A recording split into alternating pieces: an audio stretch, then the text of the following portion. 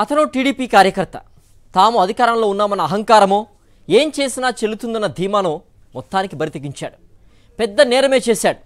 కానీ కాలం ఎప్పటికీ ఒక్కలా ఉండదు. చేసిన పాపం ఎప్పటికైనా పండగ తప్పదు.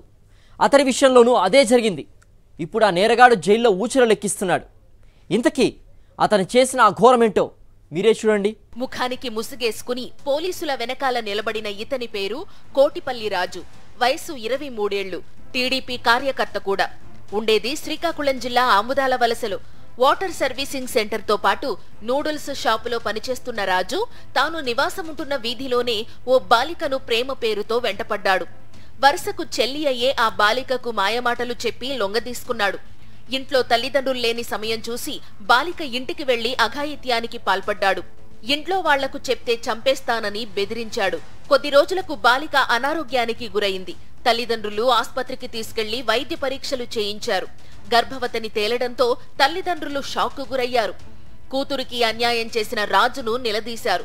తాను టీడీపీ కార్యకర్తనని, పార్టీ అండదండలు ఉన్నాయంటూ తమనే బెదిరించాడని బాలిక తల్లిదండ్రులు ఆరోపిస్తున్నారు. పోలీసులకు ఫిర్యాదు చేశారు. నిందితుడు రాజును అరెస్టు చేసిన పోలీసులు రిమాండ్కు తరలించారు.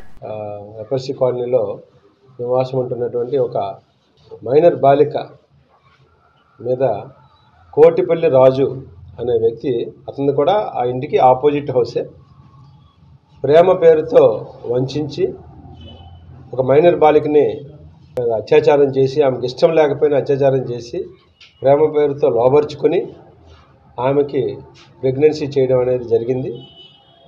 వాళ్ళ తల్లిదండ్రులకి అనుమానం వచ్చి మెడికల్ టెస్ట్ చేయించగా ఆమె ప్రెగ్నెంట్ అని తేలడంతో పూర్తిగా వెరిఫై చేసుకొని నిన్న వచ్చి కంప్లైంట్ ఇచ్చారు. దాని మీద కోటిపల్లి రాజు అనేటువంటి వ్యక్తి మీద మనము పోక్సో చట్టంలో ప్రకారము కేసు నమోదు చేయడం జరిగింది. అతని మీద చట్టపరమైన కేసు నమోదు చేసి రాత్రి అరెస్ట్ చేయడం జరిగింది. ఈరోజు రిమాండ్కి పంపిస్తున్నామని. ఇలాంటి ఘోరాలు కొత్త కాదు. కూటమి పాలన వచ్చాక ఆంధ్రప్రదేశ్లో అరాచకాలకు అంతే లేకుండా పోయింది. నిత్యం ఘోరాలు జరుగుతూనే ఉన్నాయి. గుడి బడి అన్న తేడా లేకుండా స్కూల్ నుంచి యూనివర్సిటీ వరకు ఆడపిల్లలపై మృగాళ్లు రెచ్చిపోతూనే ఉన్నారు. తాము ఏం చేసినా చెల్లుతుందిలే అన్న అహంకారమో, లేక చట్టాలు తమను ఏవీ చెయ్యవన్న ధీమానో నేరగాళ్లు అఘాయిత్యాలకు పాల్పడుతూనే ఉన్నారు.